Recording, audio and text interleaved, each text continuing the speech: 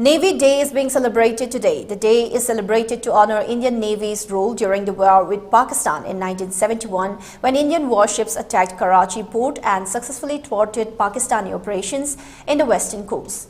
During Operation Trident, Indian Navy sank 4 Pakistani vessels including PNS Khyber, killing hundreds of Pakistani Navy personnel. The day is also celebrated to highlight the achievements and role the Navy plays in securing the country's marine borders. Chief of the Naval Staff Admiral R. Hari Kumar has said that the aim of the Indian Navy is to have made in India, made by India and made for India security solutions so that it can strengthen the move towards Atmanirbharta. Talking to All India Radio, Admiral Hari Kumar said, as far as the optimization of budget is concerned, the Indian Navy is driving self-reliance and development of indigenous technology and it has adequate funding for all capital projects. He said the Navy is following the motto of being combat-ready, credible, cohesive and future-proof force. He also informed that Indian Navy has achieved very high operational tempo in last 1 year.